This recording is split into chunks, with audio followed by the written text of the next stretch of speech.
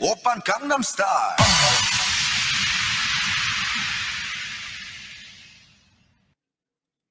Hello to everybody. I hope you can hear me. Uh, I hope everybody can hear me. Let me see. Let me check. Mic check. All right. Let me take this away. And I am in. Okay.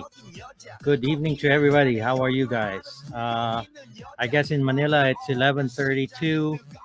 Magandang umaga sa inyong lahat dyan. Sa Honolulu, it's 5:32 p.m. Almost dinner time. San Diego, Pacific Standard Time, it's 8:32. Getting there. Houston, it's 10:32 p.m. And in Belgium, it's 5:32 a.m. the next day. So I just wanted to greet all of you guys who happen to be watching this either live or later on when you can watch it on my Facebook site. So again, welcome, and we will be talking about the last of the series on Jose Rizal being in the United States. All right, but before we start the actual topic for today, I would like to say that I'm just starting with this Facebook Live, and I'm one of those who are locked up in the house and not being able to go out, especially the last month. It's relaxed now a little bit, but still. Also, if you combine that with the mission of the Knights of Rizal to propagate the life and teachings of the Rizal, bring that together, and I came up with this Facebook live thing. So please bear with me. I'm just starting. Open Gangnam Style. Gangnam Style. They say the best way to learn is to teach. So I am learning as I'm teaching. I get my sources obviously from the internet. I try to verify that with the book that I've been using, which is Side. I've been using Side to collaborate some of the information on the internet. Some of them are not accurate, but we do what we can. So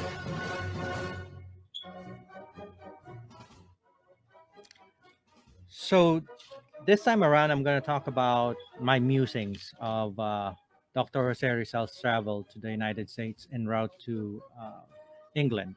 This is his second time to leave the country. Of course, we know the reasons why he left the country was because he was being persecuted in the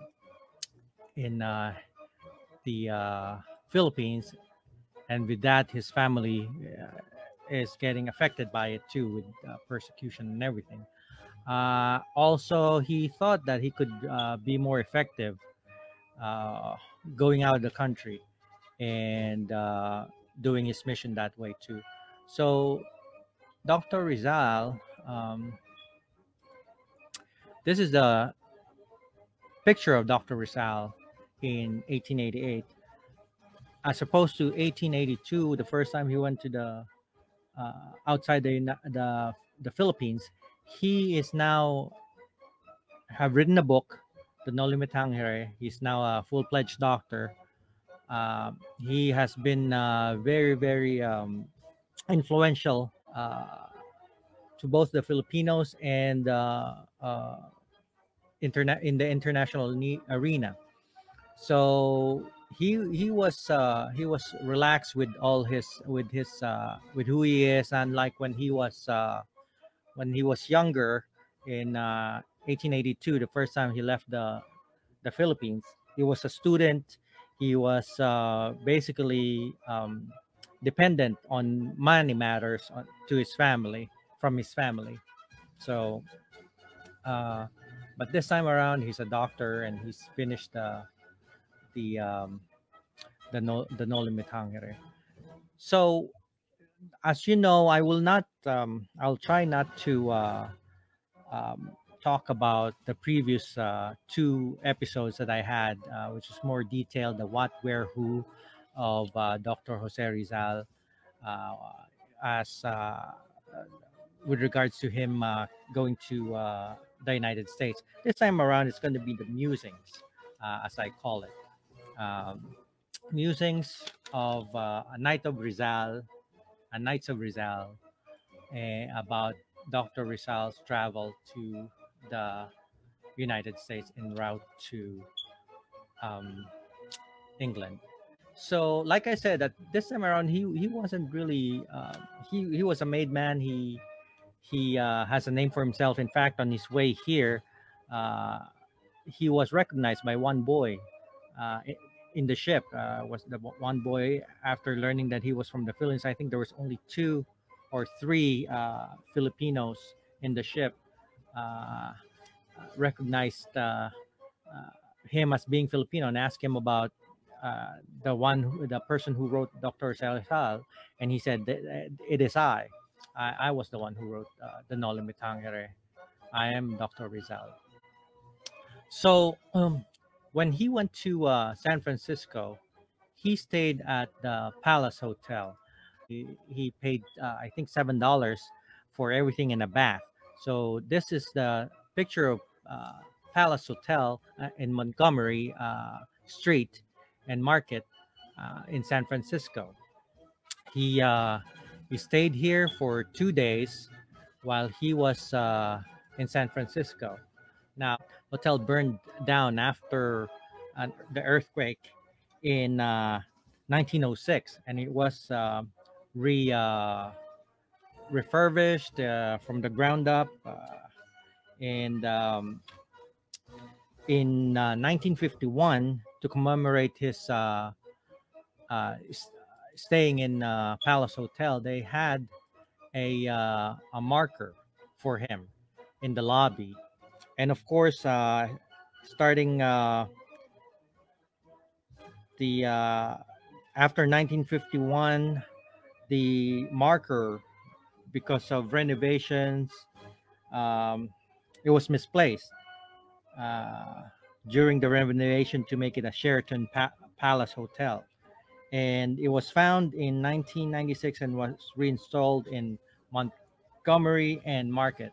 And let me find you a better picture of where it is. It's right here, actually. It's on the left side right here, the marker of Dr. Sarisal to commemorate his stay in San Francisco, the Palace Hotel, back in 1888, after spending 2 days in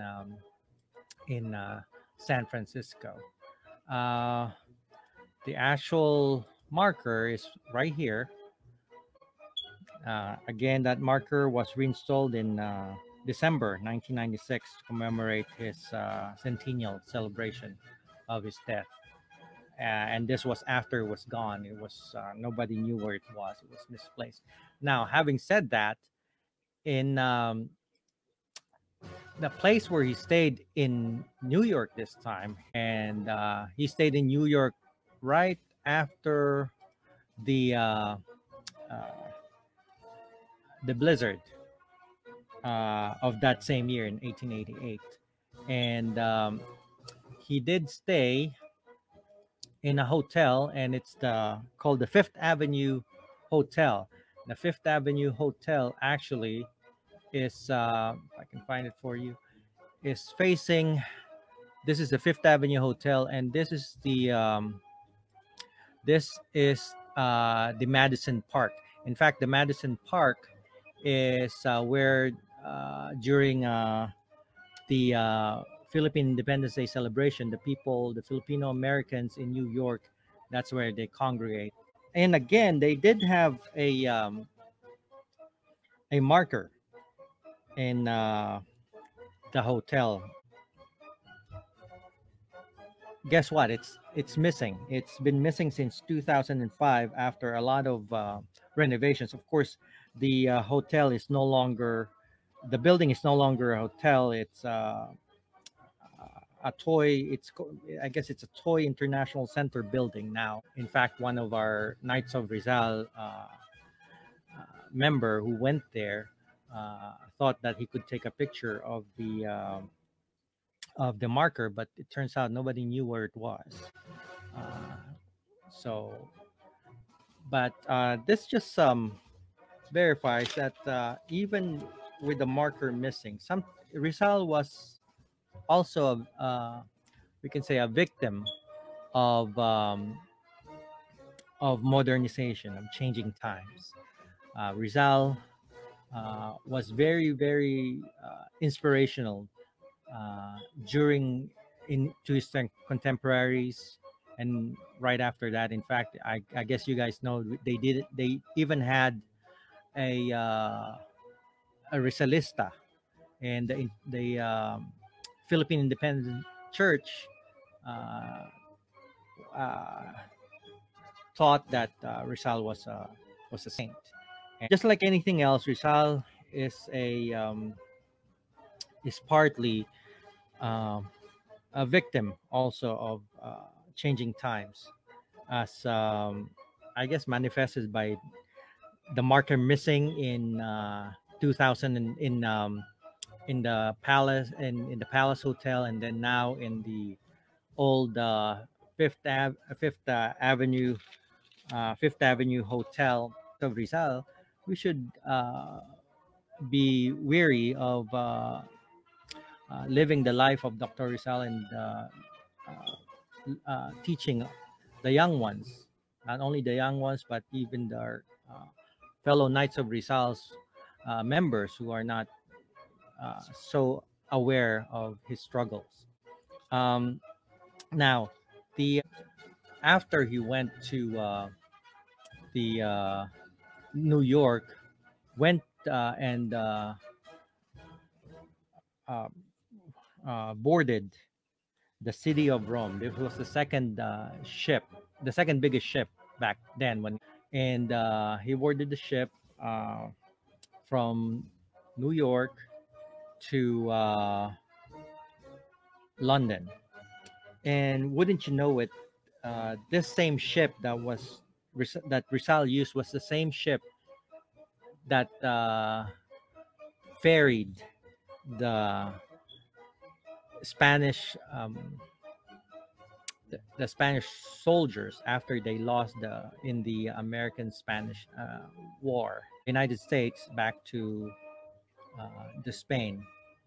It's interesting that at some point there was an interaction between Rizal's aspiration and Rizal's and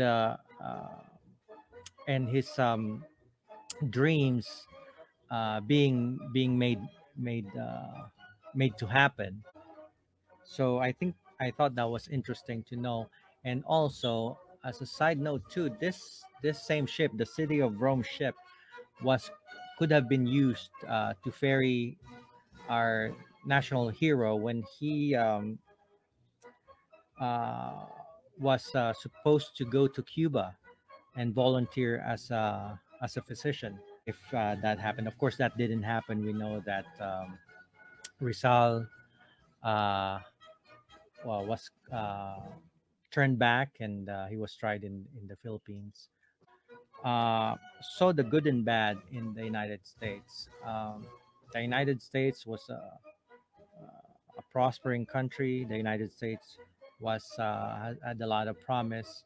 Was a lot of racism. In fact, when he arrived in San Francisco, 6 years before that, there was a law that was passed, the Chinese Workers Exclusion Act, that did not let cheap labor from China, Chinese cheap labor, non-skilled labor from coming in and taking over uh, Americans for their jobs. Racism is still there. Um, but however, the good and bad he put together, and in London, when he was in London, he participated in writing the uh, the Philippines a century hence. He wrote that with the propaganda movement, their newsletter. It's a four-part series in which he said that the United States will take over Spain, and we will be freed by the United States. And it did happen after 50 years after Rizal, 50 years after Rizal died, the United States uh, gave us our independence. So really, there's Rizal wasn't the only one that was a freedom fighter, I guess. Say Marti of Cuba was also in New York at that time in 1888. Now, this guy is like the Jose Rizal of Cuba. He was a writer, a poet, uh, and he was considered a hero as well, just like Jose Rizal. However, um, this guy,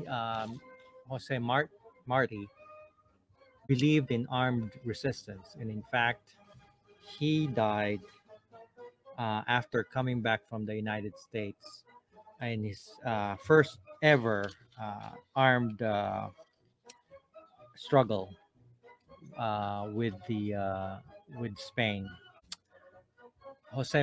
Marti also has a monument in Cuba. Both men having the same inclination but different interpretation. Both men is celebrated by their countries. Rizal believed in non-armed struggle using the pen and intellect, and Jose Marti believed in the same thing but through armed rebellion. Uh, he saw the good, bad, and Rizal in the United States. Wrote the Philippine a century hence. Right after that, he was probably inspired by what he saw in the United States, his intercontinental train ride. Um, and just like life, Rizal also um, was encouraged by what he saw, and he was in New York and was uh, exemplified by two markers that at one point or another gone missing. But just kind of tells you about life and how, however, whatever we do, could be a victim of modern times, of changing times. But as Knights of Rizal, we should always remember that it is our duty to make Rizal significant. So, thank you so much for viewing tonight's uh, musings of Rizal's travel to the United States. Uh, and the next time, I will be talking about Rizal in England, in London, how he made use of his time in writing a very, very self defining book, Morga the annotation of Morga, uh, and also his friendship and cooperation with Haina and Luna. So I'd like to end by asking you to make suggestions on how this page could be better. If you would like to learn more about Rizal this way, please um, watch my videos on Rizal and also invite your friends. So, um, in closing, I know that the international headquarters are working on having the election being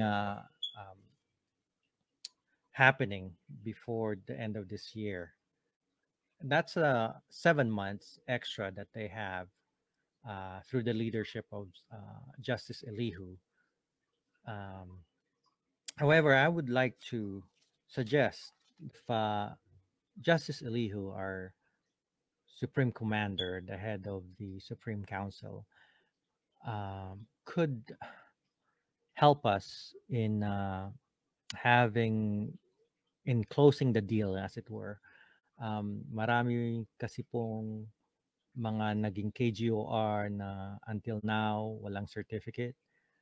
Uh, and this is not to blame anybody. I'm sure our uh, front office is working hard, but just want to suggest that in this next 7 months, all the KGOR ranks um, that was given in the last 2 years during his term, close the deal by providing the certificate. 7 months that you have um, is a good opportunity to see what's going on, what's wrong, and correct. Close the deal on certificates for the KGOR. I am one of those who have not gotten the KGOR certificate. Uh, Also, another thing is the lifetime members. There's a lot of questions about their names not being put on the wall as part of the conditions in acquiring the lifetime membership.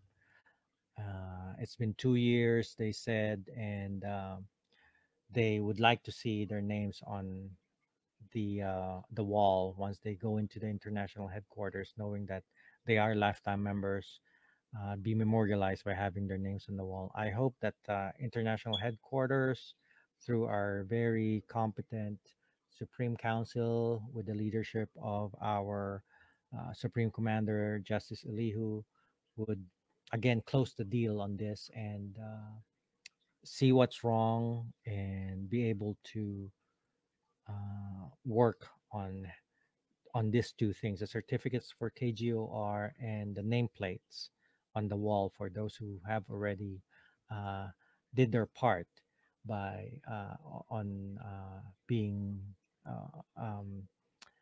acquiring the lifetime membership. So again, thank you so much, and I hope um, that to see you next time as we talk about Rizal in London. Thank you so much, and I'll see you guys. Good good night.